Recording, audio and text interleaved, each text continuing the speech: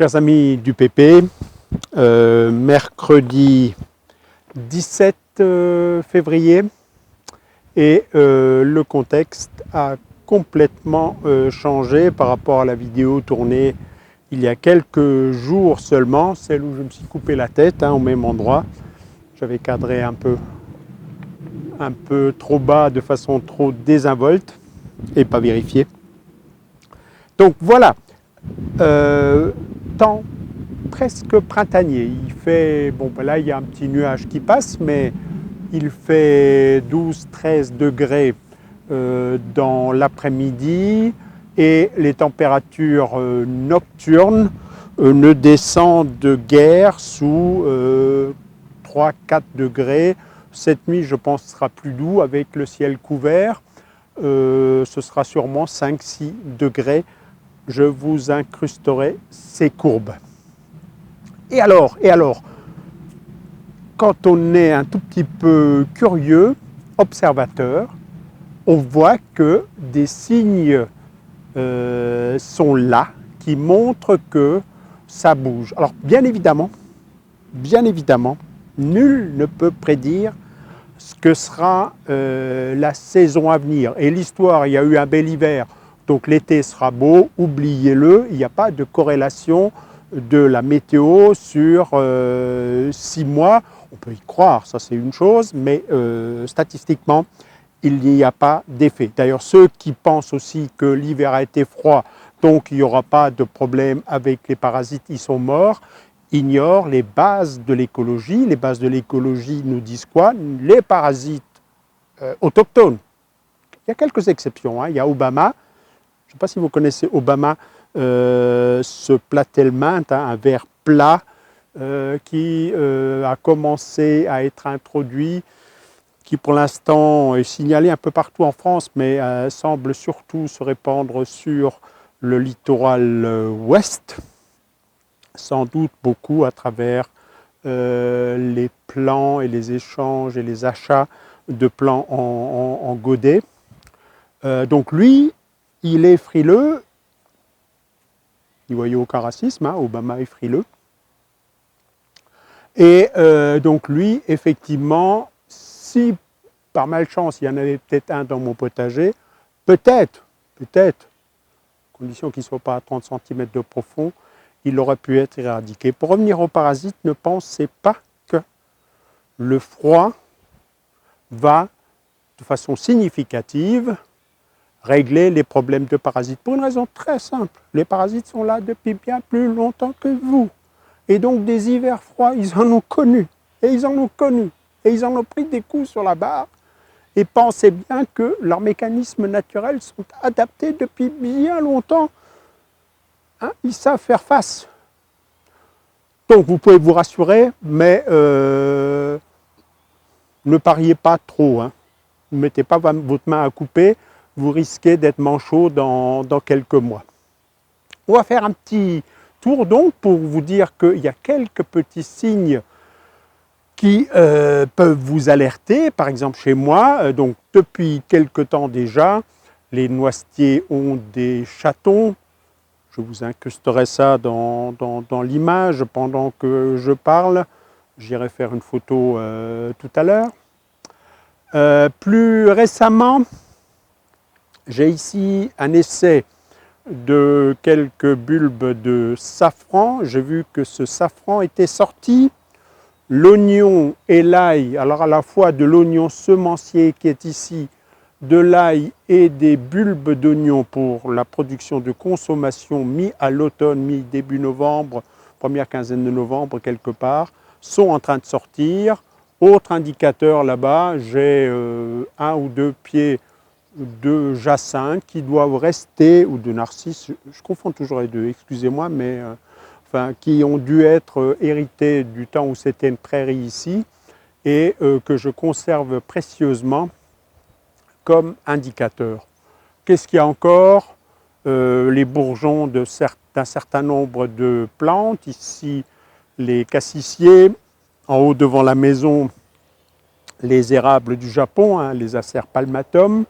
Tout ça montre que ça commence tout doucement à se réchauffer, ce qui ne veut pas dire que dans 15 jours, on ne va pas déchanter. Et le changement climatique, loin de n'être qu'une catastrophe, mais loin de n'être qu'une bénédiction, nous laisse sans doute avec une incertitude encore plus grande et encore plus difficile à gérer.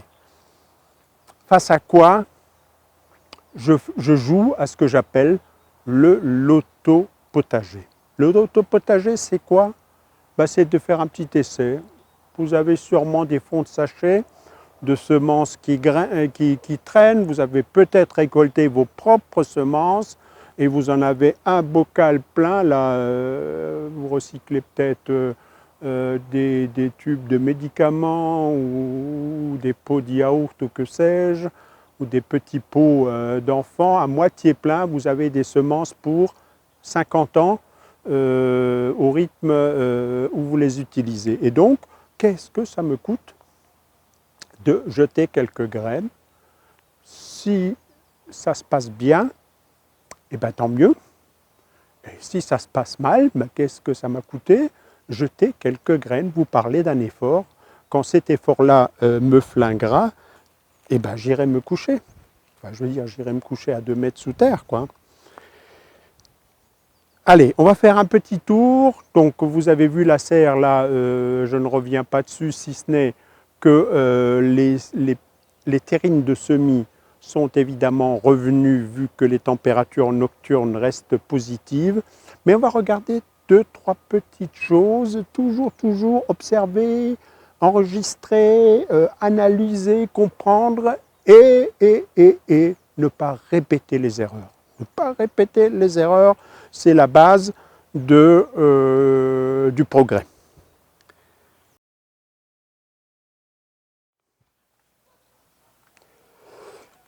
Alors, 20 février, samedi, 15h30,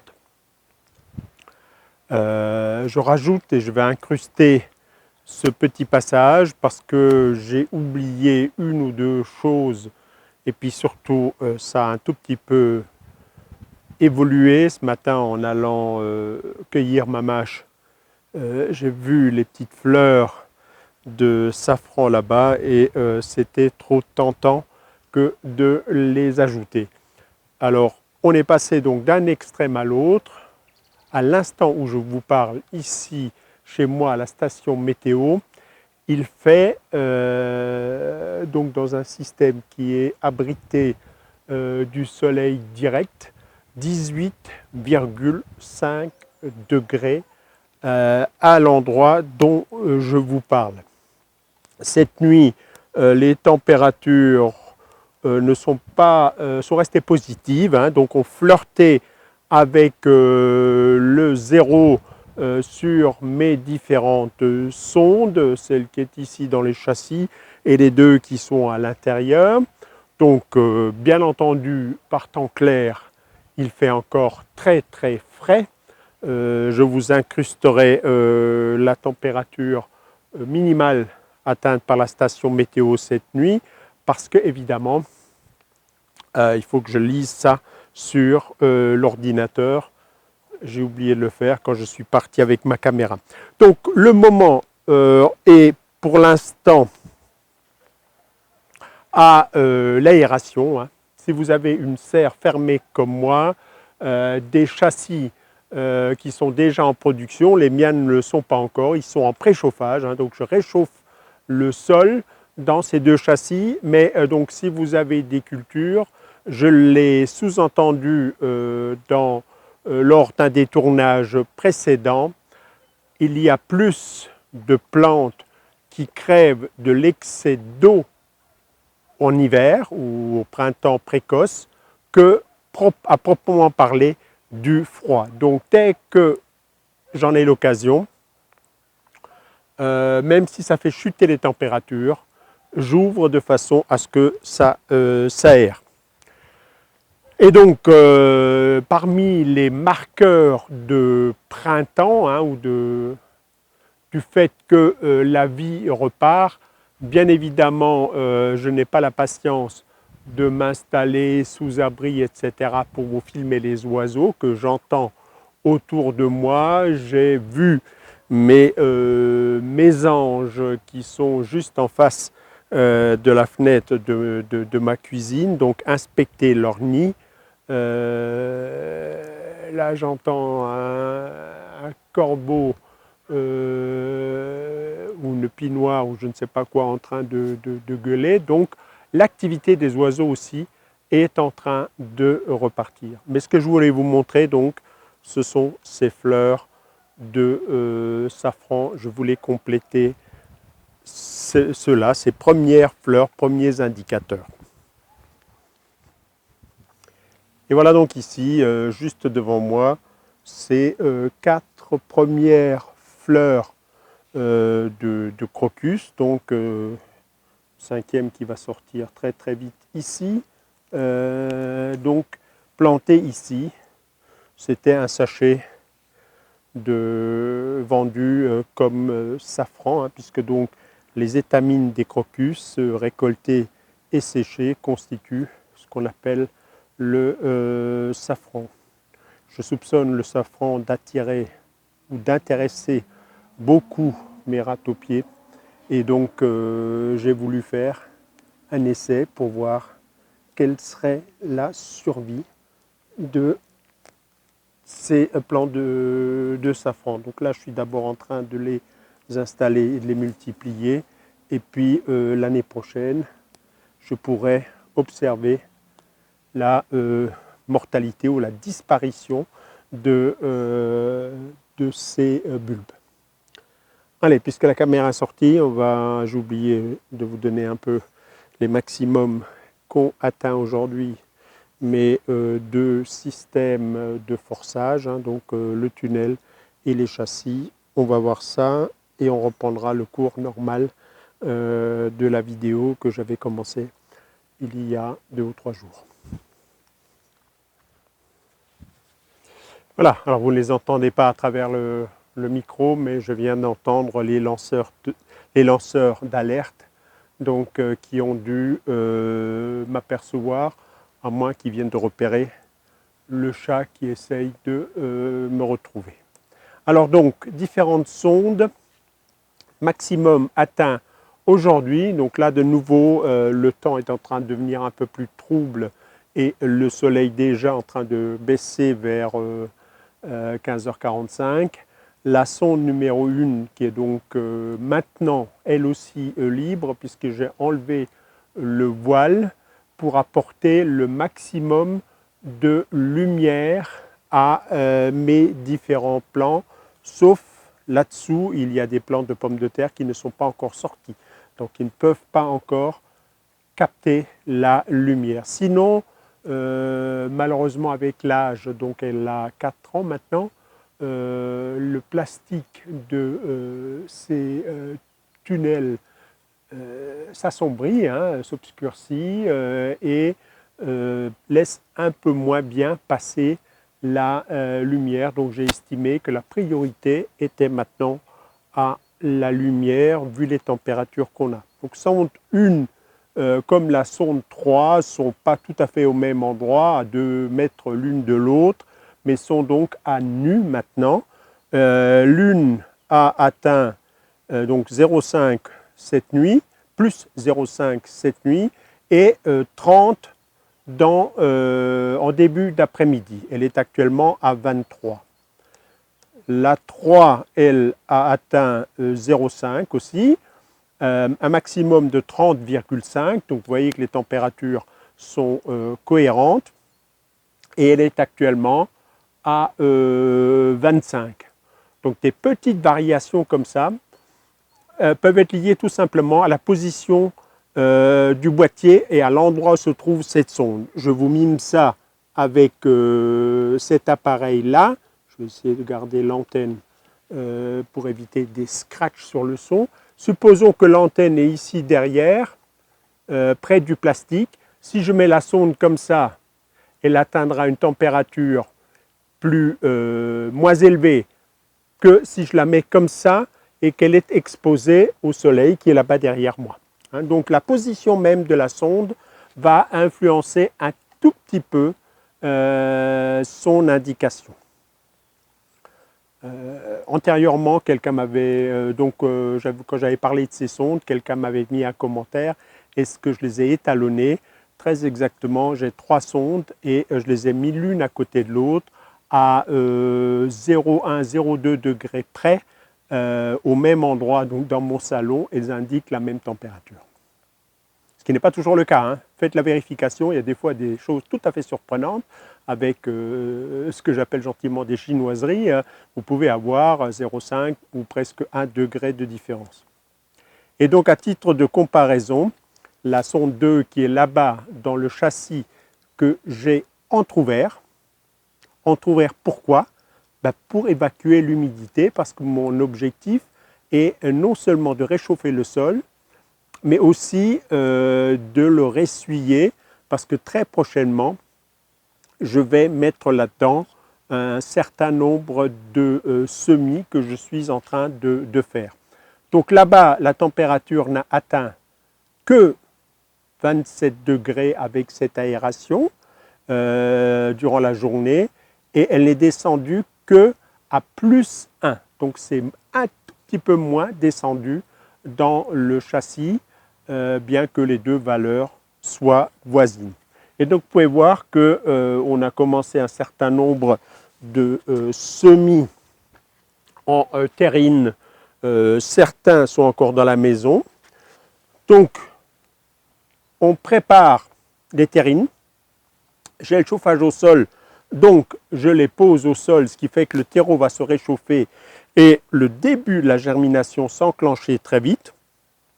Et normalement, quand je suis attentif, dès que je vois les premières plantules qui montrent le bout du nez, je sais qu'on va manquer de lumière et je les rapatrie dans ce tunnel. Lorsqu'on a eu le très très grand froid, j'ai hésité à le faire et la conséquence est celle que vous connaissez, l'étiolement. J'ai donc là des choux. Ici, ça doit être des laitues rouges grenobloises qui ont filé, comme on dit, qui se sont étiolées. Sur les salades, c'est moche. Sur les choux, je suis un peu moins inquiet parce que les choux, on peut les planter en profondeur. Moins, mais un tout petit peu quand même, comme les tomates. Les choux tirent des racines sur leurs tiges et donc, mis à part qu'ils ont tendance un peu à être couchés en zigzag, etc., c'est pour le chou un peu moins dramatique que ça ne peut l'être pour les laitues dont cette partie de tige peut peut-être pourrir si je les enterre trop quand je repique. Et là donc ce sont des oignons, je n'ai pas mon cahier avec moi, 2 variétés d'oignons dont l'une est en train de lever plus vite que l'autre, et sur cette moitié des poireaux. Tout ce que je vous dis là sont des plantes très résistantes, donc celles-là je vais, dès qu'elles seront en état d'être repiquées, je vais les repiquer en sachant que chacune de ces plantes peut supporter pour les poireaux et les oignons n'importe quelle température sans avoir de dégâts. Les choux, des températures tout à fait significatives dans le négatif, hein, des jeunes plants de choux sans quilles à -6 à -8 sans aucun problème. Il doit y avoir une variété de chou-fleur et l'autre, je ne sais plus, je vous l'incrusterai.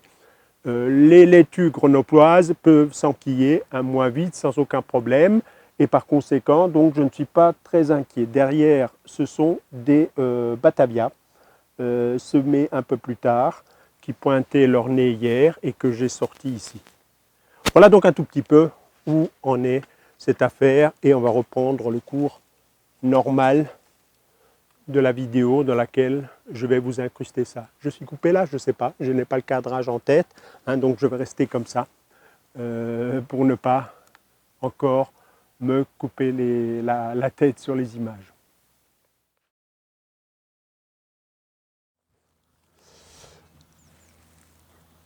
Bon, ben, j'espère que mon petit transmetteur ne va pas encore me faire des sifflements. Je le garde bien devant moi en vis-à-vis du récepteur. Un de ces quatre, vu les questions que vous me posez, il va falloir que je revienne sur la question des matériaux que j'utilise pour couvrir le sol et comment ça s'enchaîne, quelle date, etc. Vous êtes en général encore beaucoup trop anxieux et je ne voudrais surtout pas que vous fassiez un AVC. Hein. Quand vous avez trop de tension, ça peut créer des petits problèmes. Je souhaite à personne. Alors ici, donc, les fameux framboisiers du haut, donc, qui ont été déjà taillés, remontants, hein, variété remontante, et donc on garde pas mal de tiges à une taille suffisante pour les coincer entre ces deux fils parce que c'est le système que j'ai retenu, le plus simple. Il suffit de le passer derrière. Ah ben voilà, celui-là il ne veut pas.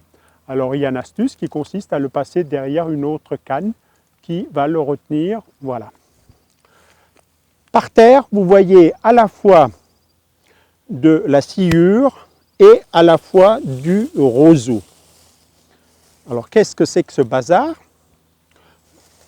Alors ce bazar, c'est tout simple. Le roseau, c'est le résultat de la coupe à l'automne de ce qui a poussé dans ma station de phytoépuration. Donc dans ce roseau se trouve une partie de ce qui a été recyclé, absorbé par cette plante durant sa croissance là-bas.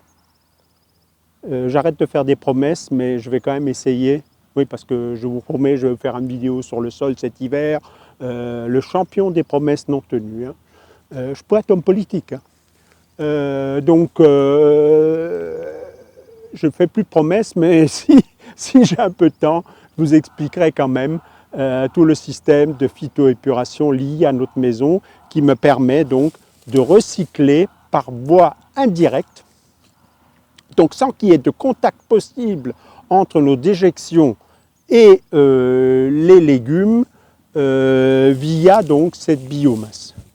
Alors je n'ai pas le C sur N de ce roseau, on est quelque part du côté de la paille, je pense plutôt entre foin et paille. Pourquoi je pense ça? Parce qu'il y a à la fois des tiges comme la paille, mais il y a quand même aussi pas mal de feuilles qui sont plus tendres, moins riches en fibres que ne l'est la paille. Donc ça, je le mets sur les framboisiers. Je vous rappelle que les framboisiers sont des plantes de lisière de forêt ou de clairière dans les forêts et par conséquent, des plantes que je soupçonne d'avoir une génétique qui leur permet assez facilement de vivre dans un milieu plutôt un peu plus ligneux que les légumes annuels qui, eux, sont plus habitués à être dans quelque chose de moins ligneux. Ligneux voulant dire riche en bois. Le bois étant une fibre particulière. Hein. Quand on parle de cellulose, ce sont des fibres facilement digestibles par le vivant. C'est en gros des morceaux de glucose accrochés les uns aux autres, alors que la lignine est un polymère, donc accroché les uns après les autres, de molécules de phénol. Et le phénol est quelque chose d'assez difficile à détruire. Et les sciures, c'est tout simplement, certains le savent peut-être, j'ai un chauffage au granulé de bois et depuis l'automne, nous avons un chat. Donc plutôt que d'acheter des litières pour le chat, quand il ne veut pas sortir la nuit, nous lui mettons donc dans une caissette une partie de ces pellets. Et donc c'est de la sciure. Pour les puristes, hein. Je n'utilise plus le mot que j'utilisais, je parle de puristes. Pour les puristes, je rappelle que les granulés de bois ne sont pas collés, ils sont extrudés et il n'y a pas d'ajout de colle autre que la sciure, parfois de l'amidon dans certains process. Voilà, ici donc, et donc je suis plutôt dans quelque chose de pauvre, dont je pense qu'il convient aux framboisiers. Ce n'est pas ce que j'appliquerais. Alors je l'applique aussi aux fraisiers, qui sont comme les framboisiers, des plantes pérennes. Sont pérennes les plantes qui durent longtemps au même endroit, issues des clairières et des lisières de forêt.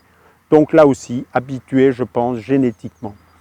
Ici du vieux bois qu'on a balancé, ben voilà, là il n'y a plus rien. Donc là, ne craignez pas de gros effets négatifs, tout simplement parce que ça a déjà été complètement bouffé par les champignons. C'est léger comme une éponge et c'est comme un apport de matière extraite de champignons. Il y a plus de champignons là-dedans qu'il n'y a de lignine. Puis ça a été torpillé par les insectes.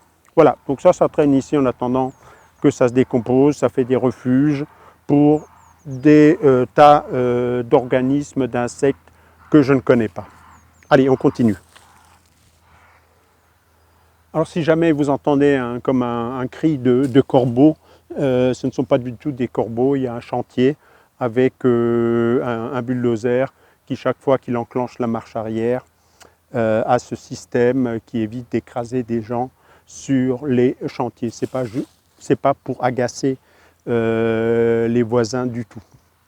Autre côté, le stock de foin donc encore intact, 6 rouleaux. 6 rouleaux que j'ai bâchés pour éviter qu'il n'entame trop sa décomposition s'il avait été exposé aux pluies et aux neiges pendant toute l'année. Et ici donc, mes plantations d'automne, d'ail, d'échalotes et d'oignons qui sont en train de pointer très très vite. Et je vous incrusterai une photo, j'ai photographié les pieds d'ail ou d'échalotes, d'oignons les plus avancés qui perçaient la neige. Si quelqu'un a encore une crainte, en ce qui concerne les aliacées, hein, c'est une bulbeuse. Si vous avez des craintes pour vos oignons, pour votre ail, etc., et ben ne plantez surtout pas de tulipes, surtout pas de narcisses, surtout pas de crocus, qui sont des bulbeuses tout à fait de la même nature. Hein. Et donc, ne craignez rien, ces plantes-là viennent de s'enquiller. La succession de froid qu'on a eu, je rappelle qu'on a eu vers les -9, -9,5 sec, donc sans neige, quelque part, je ne sais plus, c'était fin décembre ou début janvier. On a ensuite eu l'épisode de neige, 37 cm, d'abord des températures basses qui se sont ensuite corsées. Et récemment, donc de nouveau, les -10, -11, avec une couche de neige d'une dizaine de centimètres. Donc voilà un tout petit peu, ils ont été soumis à un bel hiver, ce qu'on aurait appelé un bel hiver, et ils sont magnifiques, rien à dire, on va suivre ça. Le matériau ici, donc, puisque je vous ai dit que j'allais vous faire un petit rappel là-dessus, un mélange de feuilles mortes et de tonte de gazon.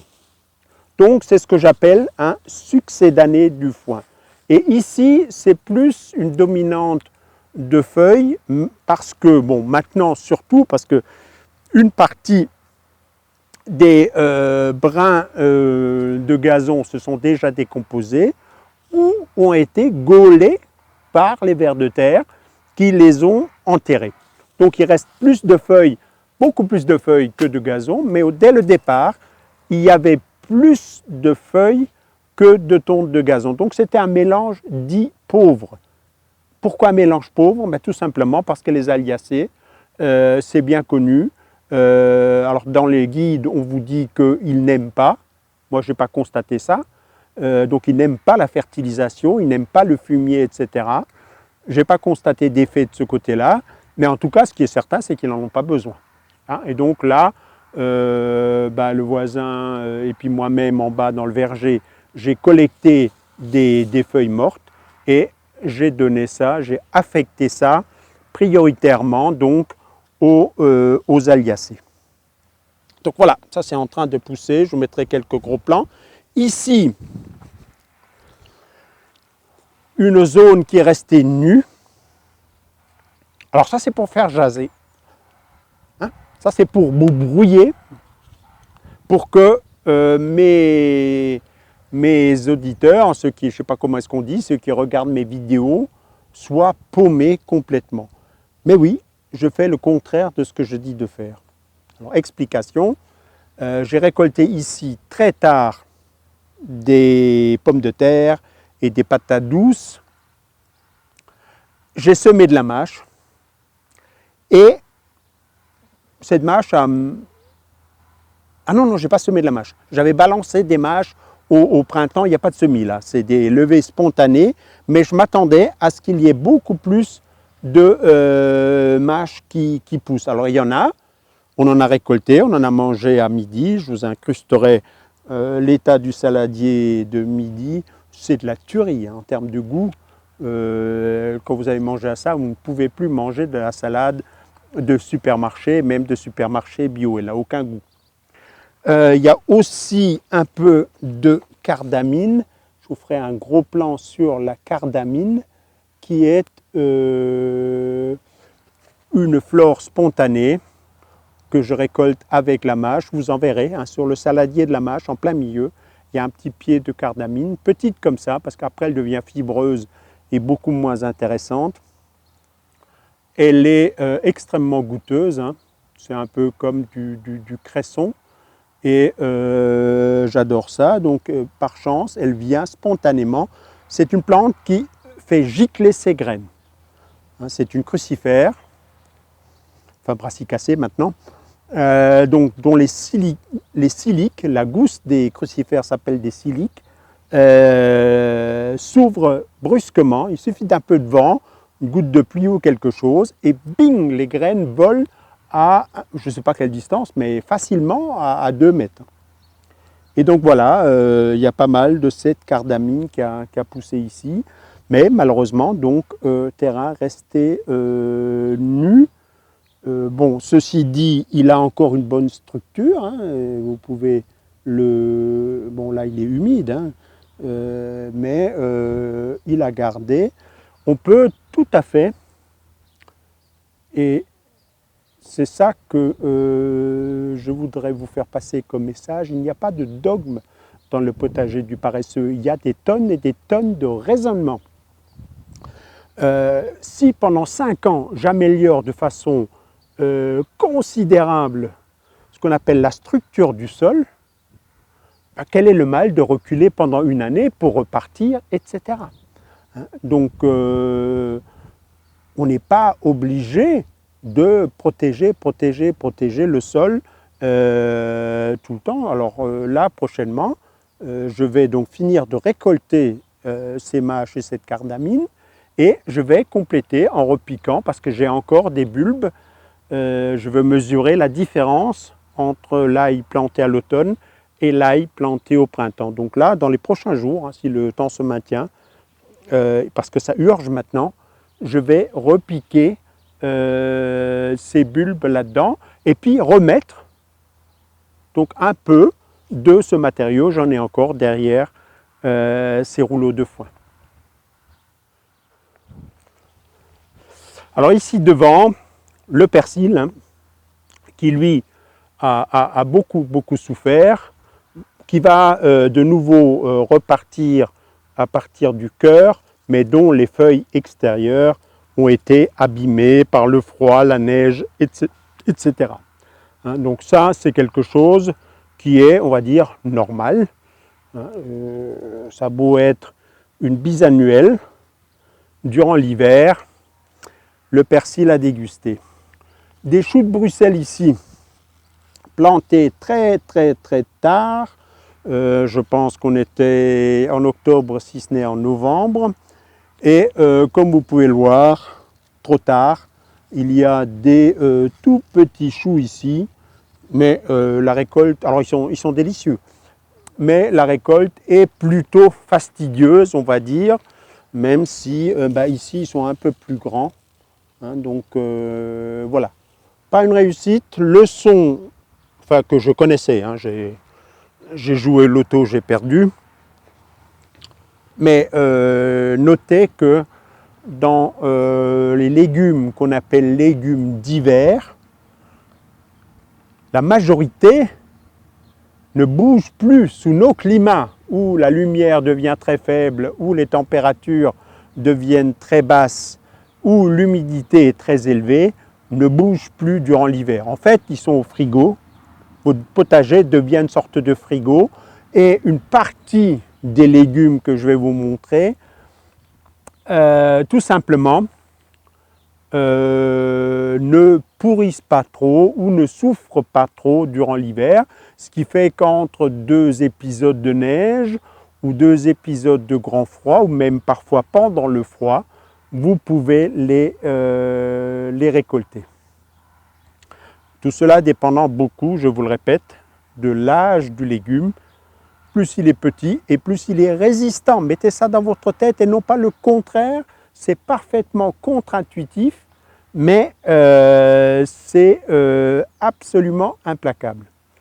Donc voilà, je ne sais plus quand c'était, fin octobre, début novembre, c'était beaucoup trop tard pour ces choux de Bruxelles comme pour d'autres choux que je vais vous montrer.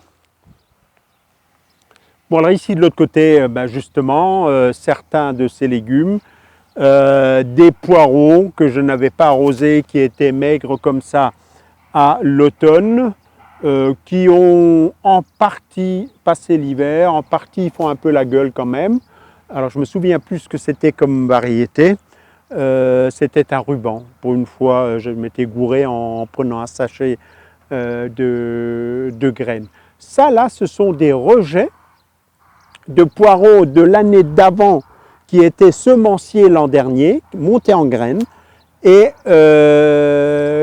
dont j'ai arraché les hampes pour faire des graines, et dont les bulbes, parce que faites bien attention, si vous avez des poireaux qui montent en graines, laissez-les fleurir, c'est très intéressant pour votre potager, mais surtout, regardez à leurs pieds, vous verrez qu'il y a comme des petites gousses d'ail, et c'est ce qui a rejeté ici. Donc c'est une repousse de poireaux dont je vais voir ce qu'ils vont devenir durant ce printemps.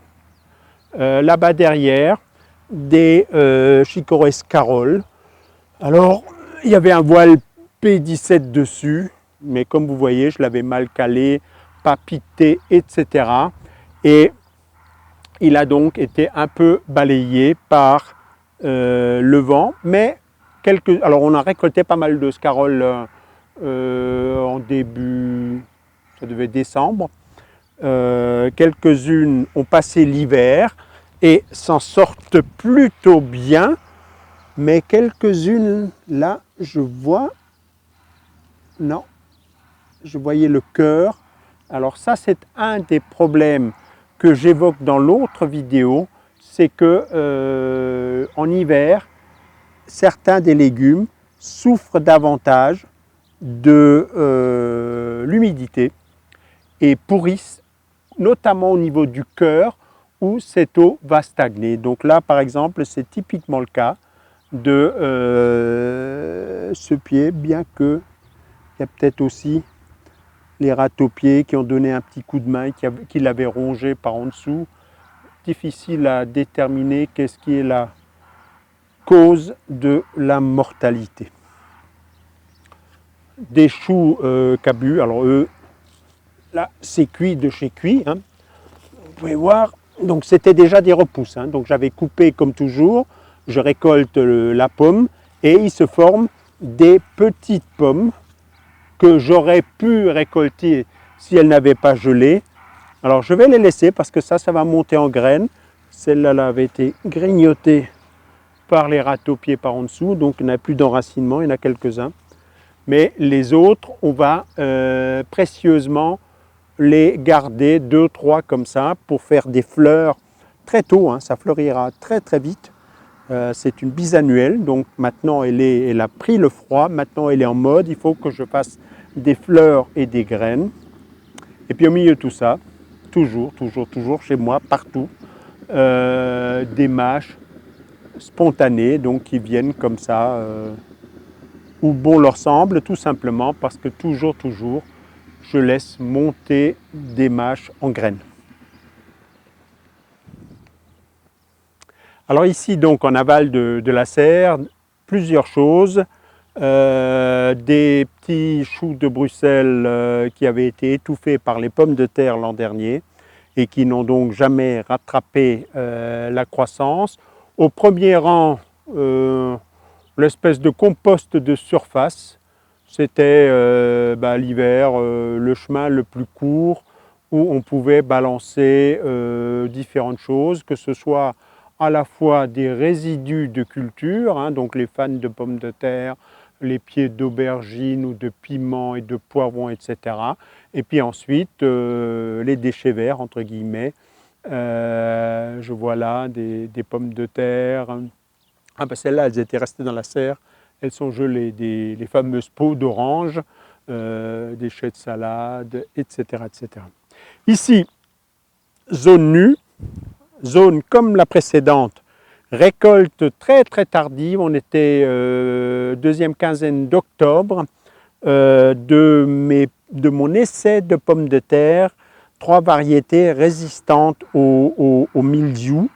Et donc comme pour là-bas, mais là c'est bien un semis, j'ai semé différentes choses. Derrière des épinards qui ont fait les frais, il en reste quelques-uns, mais l'essentiel a fait les frais de limaces, et puis de la mâche, ici en vrac, et ici en ligne. Donc celle-là, j'ai oublié de le dire, la mâche est l'une des plantes, l'une des salades, qui, même en hiver, a une croissance.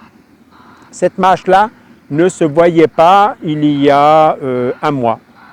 Et là, elle est déjà moyenne et si la température continue, dans 15 jours, elle sera absolument géante.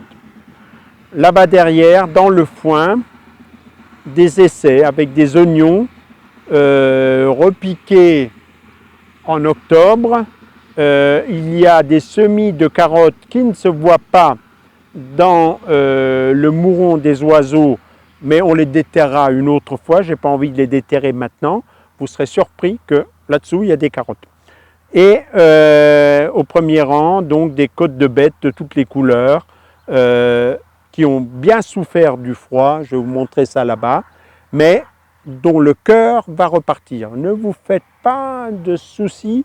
Vous aurez des toutes petites feuilles, que ce soit les betteraves rouges ou les côtes de bêtes ou côtes de blettes, qui sont donc botaniquement de la même famille, tout ça, souffrent, les grandes feuilles sont ratiboisées par le froid, mais ça repart du cœur. Donc très prochainement, il y aura là de nouveau des récoltes. Au premier rang, parmi les indicateurs, hein, ces fameux stats phénologiques qui nous mettent en alerte que ça va commencer à bouger, eh bien, il y a la ciboulette qui est en train de rejeter. Alors ici donc des fraisiers qui ont été un peu soignés avec du nouveau BRF. Là encore des côtes de bêtes. Tiens, celle-là soigneusement rongée par les rats-aux-pieds, ce qui ne l'empêche pas de faire des petites feuilles. L'autre ici, comme je le disais, ratiboisée par les gelées, hein, donc là, gros dégâts de gel. Là, le cœur, a priori, ouais, le cœur est pourri, donc là, il n'y aura pas de nouveau rejet. Ouais, tout est pourri de haut en bas. Alors, qu'est-ce qui a commencé? La pourriture ou le froid, le gel? Ça, je ne saurais pas vous le dire. Encore quelques choux rouges. abîmés, mais je vais quand même récolter les cœurs parce qu'en général, oui, une fois que vous avez enlevé les 2 ou 3 feuilles extérieures qui sont cramées, on va dire, hein, brûlées par le froid, ben, en dessous, la tête est magnifique. Je vais vous faire un gros plan parce qu'il y a des veinures rouges et le reste est vert. Donc, je vais vous photographier ça et puis je l'incrusterai. C'est tout simplement absolument merveilleux. Des mâches, des oignons, de la camomille, encore des côtes de bête là qui sont en train de pourrir, bouffées par les rats aux pieds. Là, c'est quoi cette betterave? Ce sont devenus des vraies betteraves, hein, donc voilà à quoi ça ressemble. Un peu attaqué par les rats aux pieds, mais pas trop, donc je l'ai arraché un peu vite. Celui-là aurait probablement, parce qu'il est encore ferme, rejeté. D'ailleurs, il rejette ici sur le côté, même si la tête ici en haut est morte. Je vais vous filmer aussi et incruster ces images de ces petites pousses. Et donc toutes ces petites pousses de feuilles jeunes et tendres sont absolument délicieuses. La culture principale de chou de Bruxelles, qui a gravement souffert de la sécheresse durant l'été passé et qui donc donne des récoltes très très maigrichonnes, assez décevant, mais bon, là je paye le prix du fait que je n'arrose pas les années de sécheresse. Le chou est une plante qui a besoin d'eau et par conséquent, si je lui sers le kiki, il me le rend à l'envi. Là, des mâches, l'autre mâche, hein, les mâches dites à grosses graines, qui ont aussi des grosses feuilles, venues spontanément parce qu'un jour ici, des mâches sont montées en graines. Et donc, les castissiers, dont les bourgeons, commencent à grandir, repoussent de mes fameux oignons rocambole, hein, les oignons qui forment des petits bulbilles au bout de leur tige.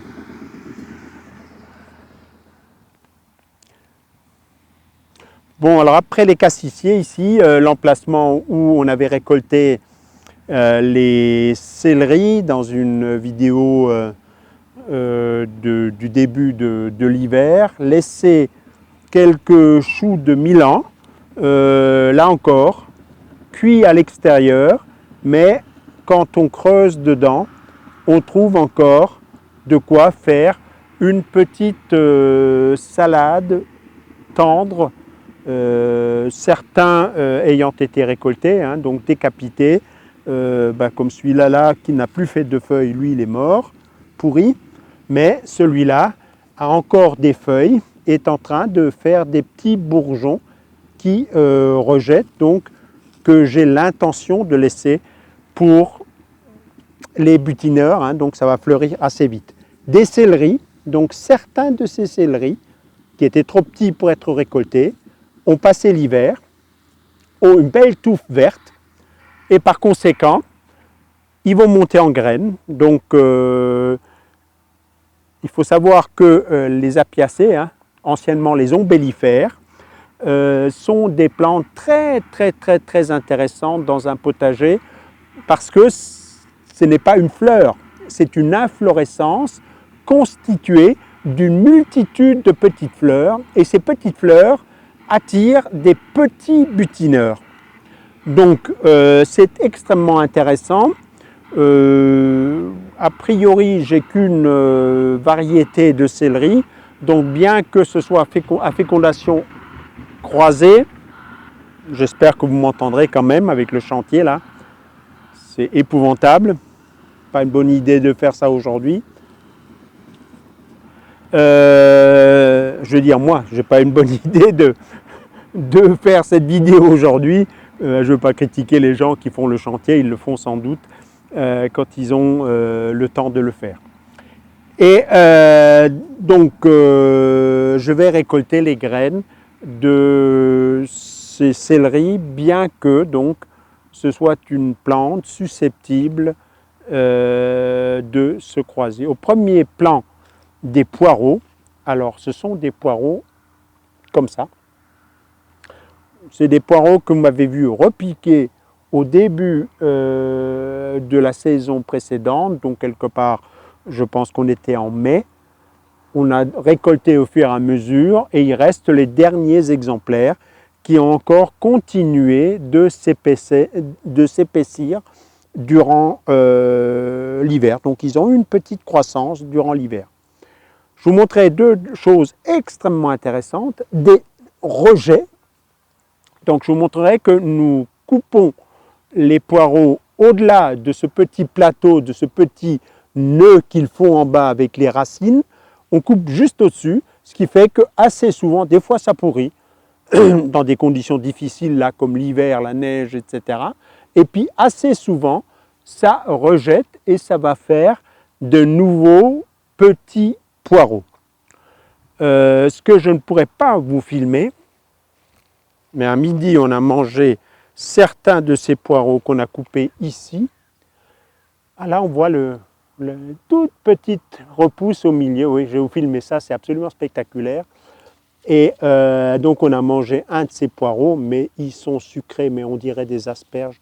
C'est incroyable, incroyable. Et donc regardez sa taille, là aussi je vous les filmerai. Celui-là, ceux-là sont comme ça, et celui-là est carrément comme ça. Donc je rappelle pour ceux qui découvrent ma chaîne, que mis à part les préparer dans une terrine et de les repiquer à travers le foin, je n'ai rien fait, jamais arrosé, jamais traité, jamais fertilisé, jamais biné, jamais pioché, jamais rien fait, jamais de décoction, jamais de trucs et jamais de machin. Je ne fais qu'une chose, mettre le foin, une deuxième chose, planter dedans, et une troisième, c'est récolter et bouffer. Point barre. Alors ici, plus bas, je sculpte un peu les baies de mai. Et là, déjà, donc, des bourgeons qui sortent avec, parmi ces bourgeons, des bourgeons floraux. Donc, ces baies de mai vont être ce qui va, comment dire, la plante utile du potager qui va fleurir en premier. Et donc, produire des baies que je ne trouve pas délicieuses, mais enfin, qui ont le mérite d'exister chez moi, sous mon climat, dès fin mai. Les fraisiers, c'est pas fini, mais donc on a commencé à nettoyer et donc à mettre ce fameux BRF, hein, donc ces branches là c'était des fruitiers, un peu de taille de mon voisin aussi, qui a taillé ces arbres et qu'on a passé au broyeur donc pour traiter les framboisiers comme j'aime bien les traiter et comme ça marche. Ici, de nouveau, une partie pommes de terre, récolte tardive. Là, j'ai semé en terre nue de la mâche, au moins de la mâche, qu'on retrouve encore. Il me semblait avoir semé autre chose, des oignons, que je ne vois pas. Et puis donc, s'est installé ici beaucoup de mourons, même s'il y a aussi un tout petit peu de... Oh, elle va commencer à fleurir déjà, la cardamine. Donc celle-là, il faut que je la mange avant qu'elle ne devienne trop fibreuse. Beaucoup de dégâts par les oiseaux. Actuellement, je ne sais pas où ils sont. Réfugiés climatiques dans des pays dans des contrées plus chaudes peut-être. En tout cas, ils ne m'emmerdent pas, mais ils ont gratté. C'est pour ça que de chaque côté, il manque un demi-mètre. Asperges, pas encore traitées comme il faudrait, hein, donc c'est encore les pousses de l'an dernier. Normalement, il est extrêmement urgent de couper ces tiges creuses et de mettre du foin de façon à ce que les asperges blanchissent en traversant cette couche de foin. Ici donc, ça c'est quelque chose que j'aime bien parce que donc c'est ce vers quoi j'aimerais tendre, parce que je deviens de plus en plus paresseux. Et donc si je pouvais cultiver des légumes sans avoir à mettre du foin, ça m'arrangerait. Donc je favorise, je chéris ces plantes que j'appelle tapissantes, de type mouron, de type Véronique, avec l'idée, une fois que j'ai récolté la mâche ici, donc là il y a encore plein de mâches que vous ne voyez pas, mais je vous la filmerai en gros plan. Donc là, ça ressemble à une friche, mais là il y a au bas mot une demi-douzaine de saladiers de mâches. Et quand je dis saladier, j'ai un gros saladier. Hein. Moi, certains soirs, mon repas principal est un plat de salade. Et donc l'idée, c'est de récolter ce qui est ma part, et puis de recouvrir d'une couche de foin pour étouffer ces adventices sympas, de façon à ce qu'elles dépérissent et nourrissent mon système. Et donc je peux réduire considérablement la quantité de foin que je vais apporter. Pas de problème, parce qu'il n'y a là rien qui n'est d'organe de réserve capable de me percer le foin. Il n'y a là-dedans pas de chien-dent, j'en avais pas ici, plus haut il y en avait, je l'ai éradiqué, il n'y a plus de rumex, donc l'oseille sauvage, il y a très peu de graminées, il en reste quelques-unes, mais celles-là sont tellement gentilles, des petits touffes comme ça, ça c'est rien du tout. Hein. Je mets 5 cm de foin là-dessus et on n'en parle plus. Donc la preuve, je ne me fatigue même pas, ça va traîner là. Donc voilà, hein, ça j'aimerais de plus en plus réussir à cultiver mes légumes sous des couverts vivants. Alors n'essayez pas ça la première année. Hein. N'oubliez pas que là, je dois cultiver depuis au moins 6 ou 7 ans et qu'il y a eu une sélection et un nettoyage année après année de couverture avec le foin. Et puis quand je vais récolter, par exemple je vais chercher cette mâche ici, si là j'ai une emmerdeuse royale, hein, par exemple un pied de rumex, d'oseille sauvage, bien évidemment je vais l'extraire. Hein, je ne vais pas le laisser danser et me piétiner mes mâches. Hein, donc le résultat que vous voyez là est, je dirais, le résultat d'une tentative de cultiver des mauvaises herbes. C'est-à-dire que quand je connais des endroits, comme ce que vous avez vu en haut au début, où je n'ai pas assez de mourons et où je n'ai pas assez de Véronique de Perse, où je n'ai pas obtenu spontanément ce terrain, bien que les conditions étaient comparables, qu'est-ce que je vais faire? Et bien là, pour l'instant, il est en train de fleurir, mais plus tard, quand il sera en graines, je vais prendre des touffes de mourons comme ça, que je vais balancer là-bas en haut. Et le tour est joué.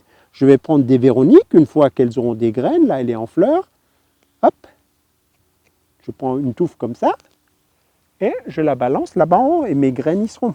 Donc, c'est à force de sélectionner les bonnes adventices. Oula, il y a un trou de râteau-pied. Au passage, observez la terre,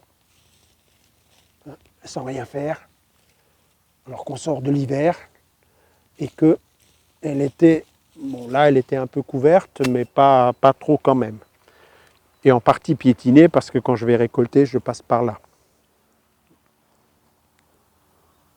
Voilà, ici en bas, ce qui reste là aussi, hein, on avait des salades, des carottes, il en reste l'une ou l'autre, et puis ce semis de poireaux de deuxième partie de l'été, non arrosé, qui va donner une petite production, mais rien de spectaculaire, parce que Ceux-là sont maintenant trop en retard. Il faut bien comprendre que quelle que soit leur taille, maintenant, à partir du moment où le froid est passé et où les températures remontent et les jours s'allongent, le top chrono est lancé pour toutes les bisannuelles. En gros, les mécanismes physiologiques internes leur ont fait percevoir le froid. Donc même ces choux qui sont petits, je ne sais pas si vous voyez ceux qui sont au premier plan là, ces choux rouges, ils ont eu leur dose de froid et maintenant, quelle que soit la taille, ils savent que si les températures montent et que si les jours s'allongent, il est temps de fleurir. Donc s'ils sont rikiki, ils feront des petites fleurs, tant pis, mais ils vont fleurir. Donc il ne faut plus attendre au printemps une croissance importante de la part des légumes bisannuels. Donc sont bisannuels, ceux qui poussent une année donnée, passent l'hiver dehors et forment les fleurs et les graines l'année d'après. Donc les carottes sont des bisannuels, les poireaux sont des bisannuels, la plupart des choux, pas tous, puisque les choux-fleurs, les choux brocolis, la fleur ou la pomme du brocoli est en fait l'inflorescence produite dès la première année. Qu'est-ce qu'il y a encore comme bisannuel? Les betteraves qu'on a évoquées, les céleris, donc beaucoup de nos légumes à nous sont des bisannuels. Donc ici aussi, Véronique, par endroits, là où le foin était trop mince, de la mâche qui est venue spontanément, donc je vais récolter. Et puis quelques choux dont certains vont donner encore des petites pommes. Là, il y a des feuilles vertes et les lâches. C'est pas du tout, c'est plus comme une salade. Celui-là qui est pointu, je ne sais pas, je ne vais pas tous les ouvrir, mais systématiquement, ces choux-là, avant de mettre une croix dessus, je regarderai si au cœur, il n'y a pas de quoi faire une petite salade. Ça tombe bien, j'adore les salades de choux et donc ça va me permettre, on n'a pas besoin d'une tête bien compacte comme quand on les cuit. Je fouille un peu, j'étais tombé là sur une limace, ce qui confirme ce que je vous disais, le froid n'empêche en rien les limaces de se développer. Bon, j'en ai trouvé qu'une, ça a l'air d'aller. Voilà, voilà. Ah ben, est-ce que j'ai un truc à la main? Vous allez me croire ou pas. Certains vont dire, qu'est-ce qu'il raconte encore le fada? Là, vous avez une carotte qui a passé l'hiver, donc en terre, en Alsace, -9, etc. Et vous voyez ce petit truc, j'espère que je suis dans la caméra, oui. Sinon, je vous le montrerai. Et je vais vous déterrer la carotte, pas la caméra, qu'il y a là-dessous.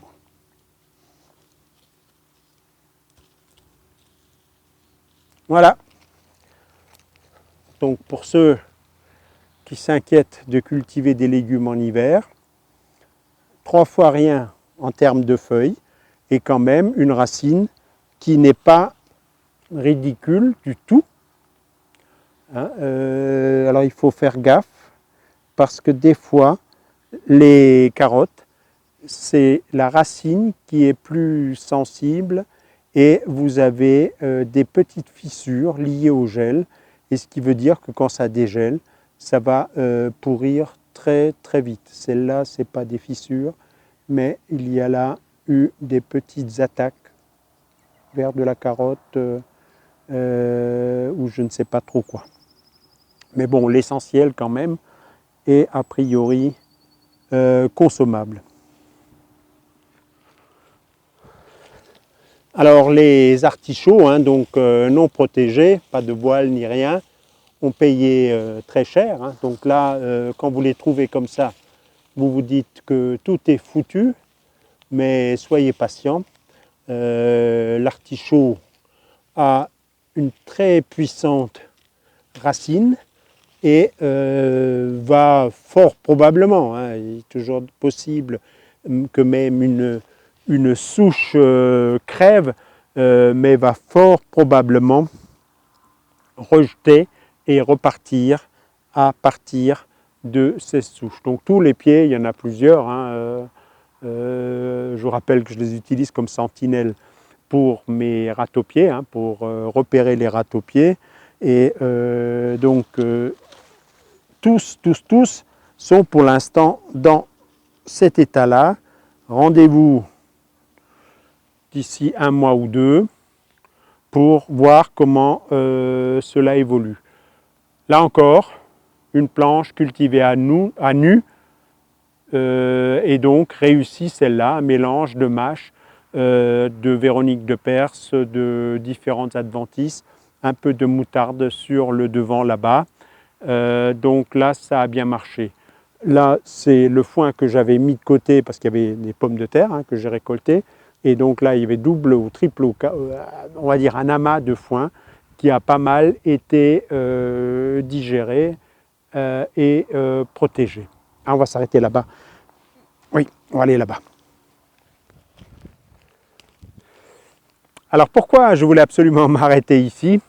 Ben, c'est tout simplement parce que j'ai reçu un certain nombre de mails un peu catastrophés d'un certain nombre de personnes qui ont observé que le foin qu'ils ont mis a germé et que ça a fait pousser de l'herbe. Et bien voilà, c'est ce qui m'est arrivé ici. Alors ce n'est pas le foin, ce sont des tontes du verger que j'ai coupé très très tard. On devait être peut-être en août probablement.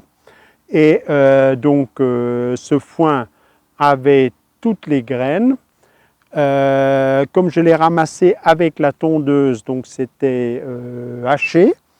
Et quand les pluies sont arrivées fin septembre, il y a eu une levée de ces graines.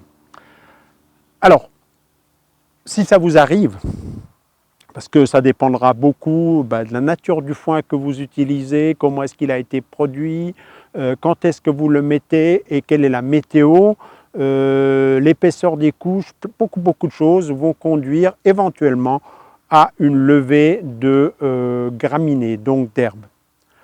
Si ça vous arrive, premièrement, ne vous inquiétez pas, vous voyez, je ne suis absolument pas inquiet. Ce petit gazon-là, il est tout à fait sympathique et quand je vais mettre une nouvelle couche de foin par-dessus, l'affaire sera réglée. Il faut juste que dans ma tête, je me souvienne qu'à cet endroit-là, il y avait de l'herbe et donc ça, ce sera un endroit où je ne vais pas semer parce que si j'ouvre des sillons, ces touffes-là ne seront pas mortes d'ici 1 mois ou 2. Et donc, elles vont me créer des problèmes. Par contre, si je plante ici, par exemple, des choux, on va prendre cet exemple-là, à travers le foin, si je tombe sur une touffe, eh ben, je la dégage et je plante mon chou et je fais très attention qu'il y ait beaucoup de foin autour. Et cette herbe-là, qui m'aura capté les nitrates cet hiver, sera une très bonne nourriture à la fois pour les bactéries, champignons, etc. dans le sol, mais sa décomposition sera aussi la très bonne nourriture pour mes choux. Donc voilà pourquoi cette pousse de graminées ici, importée par ces tontes de gazon, est quelque chose qui est plutôt de nature à me ravir. Il y a quelques plantains dont j'ai déjà parlé, je pense, dans d'autres vidéos, qui sont donc une plante, une adventice que j'aime beaucoup parce qu'elle est très mycorhizée et qu'elle entretient donc beaucoup de champignons dans le sol. Là, une poussée dingue de mâches au milieu de ce qui reste comme radis blanc et comme navet. Là, navet, on arrive au bout. Radis blanc, il en reste. Donc il y a encore un peu. à manger. Voilà un plantain que j'ai arraché un jour quand j'ai eu une visite là, pour montrer aux gens la mycorhisation. Enfin, on ne voit pas la mycorhisation, mais les racines. Là-bas encore, donc, des artichauts qui ont une sale allure, mais pour lesquels je ne m'inquiète pas. Alors voilà ici, une levée spontanée de côte de bête, et où on peut voir qu'au milieu de ces feuilles pourries, donc abîmées par le froid, ben là, en plein milieu, vous avez des jeunes pousses qui peuvent constituer, ou là-bas, d'excellentes petites salades ou compléments de salade. Tout ça au milieu de mes mâches d'oignons semenciers, etc. Bon, alors on va se quitter là au milieu de quelques choux, de pain de sucre, etc. et de mâches, puisque décidément de la mâche, il y en a partout. La batterie me donne des petits signes de faiblesse, donc je ne vais pas faire semblant d'enregistrer et puis découvrir au montage que c'était un ratage. Choux de Bruxelles comme ceux d'en haut, c'est la même, c'est la même génération, beaucoup trop tard, des mini choux qui seront sans doute délicieux, mais très chiants, donc résistants sans aucun problème. Les choux frisés, choux de Milan de type beurre jaune comme ça, sont pas mal abîmés, de même que ces choux-là, avec des possibilités de trouver encore un cœur qui est frais.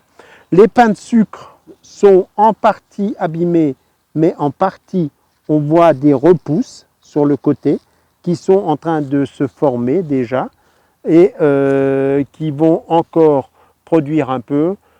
Choux de type kale qui sont beaucoup trop tard. Donc il va arriver ce que je vous ai annoncé pour toutes les bisannuels, c'est-à-dire que bien qu'ils ne soient pas bien grands, ils vont bientôt monter en graines et ce sera raté.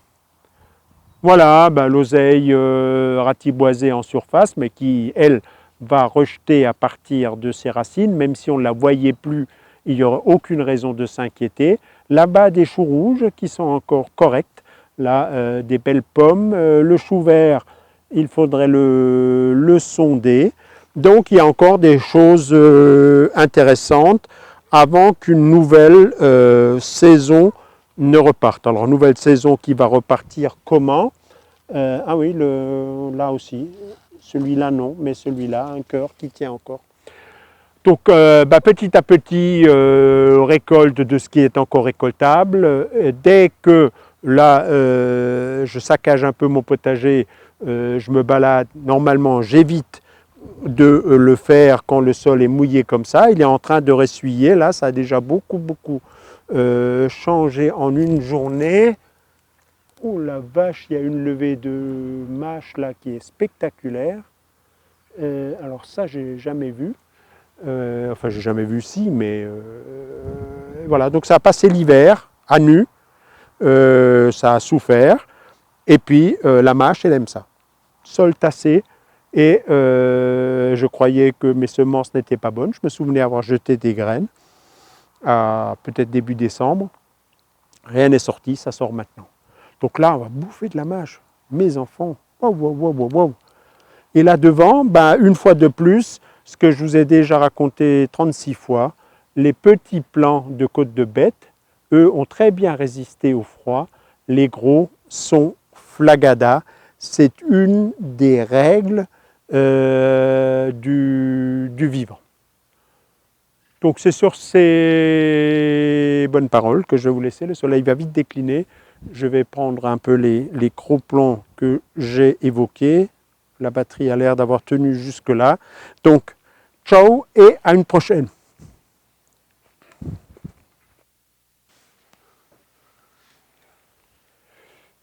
Bon, configuration inhabituelle pour ce montage qui m'a un peu épuisé.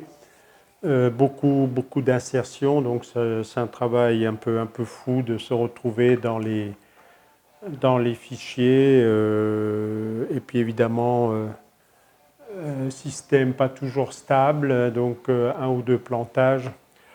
Mais c'est pas ce que je voulais évoquer, arriver au bout. Et donc, je me rends compte que j'ai complètement zappé un point tout à fait important, qui est ce que vous voyez sous la forme de l'importance des repousses de légumes spontanés, particulièrement la mâche, mais pas seulement. Vous avez aussi vu des betteraves rouges, poireaux, etc.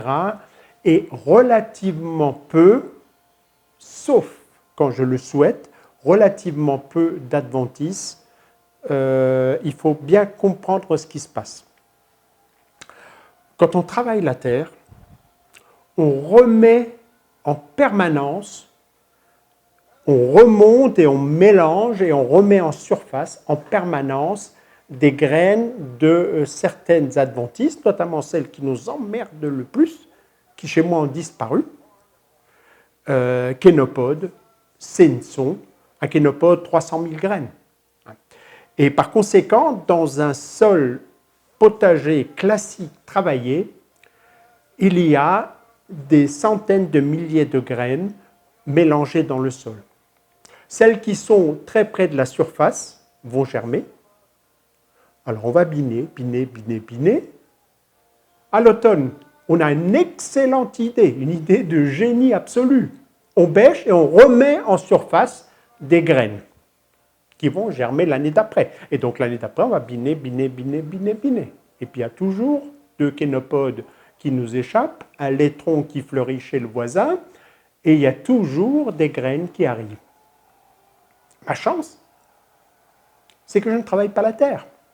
Donc la première année, il y a encore eu des annuels qui ont repoussé parce que j'avais des graines en surface.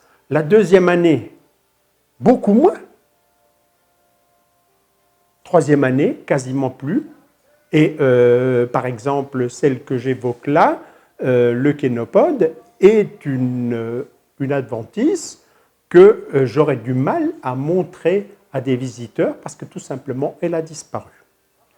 Et donc, en fait, comme je ne rebrasse pas la terre, ma surface s'est petit à petit assainie, en quelque sorte, vidée de la plupart des graines.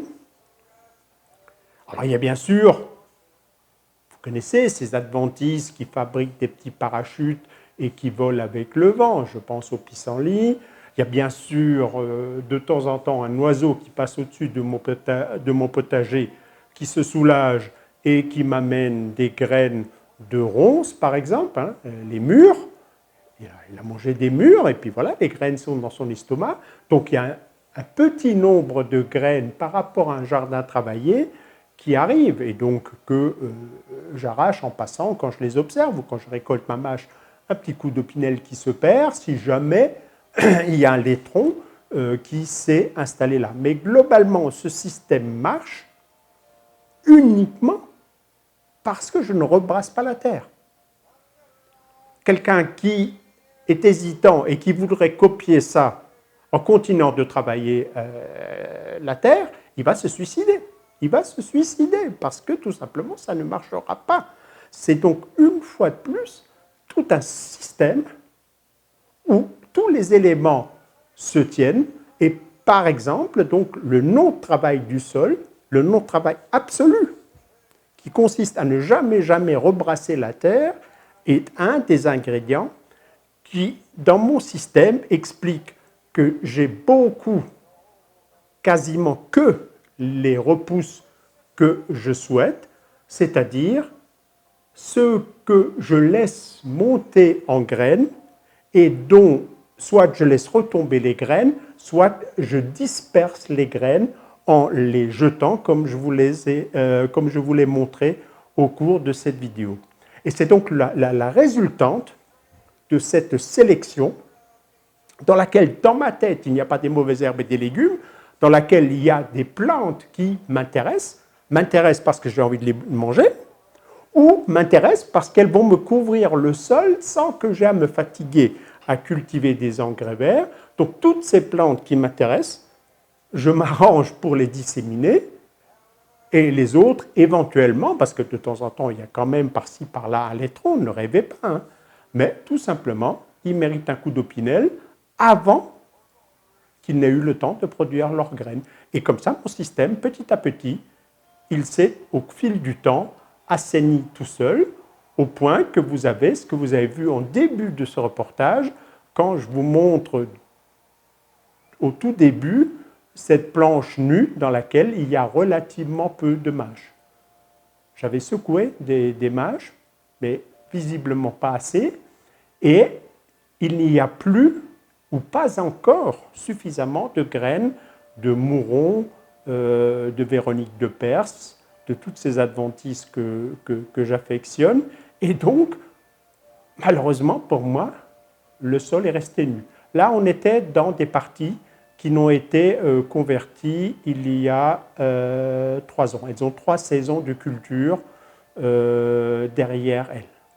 Donc ça, vous avez vu que ça marchait mieux en bas, après les cassissiers, là où il y a 6-7 années de cette pratique qui a conduit à quelque chose dont je dis que ça me ravit. Voilà, donc il fallait que je précise ça, parce que sinon certains... je viens de répondre à une interview et j'ai expliqué que paresse rime avec patience, sauf que la rime est au début du mot. Alors, je ne sais pas comment est-ce qu'on appelle une rime au début du mot, paresse, patience. Vous ne pouvez pas avoir le système que j'ai là. Hein. Vous voyez cette vidéo, vous allez vous lancer comme je fais, et vous voudriez qu'en juillet, tout soit comme chez moi.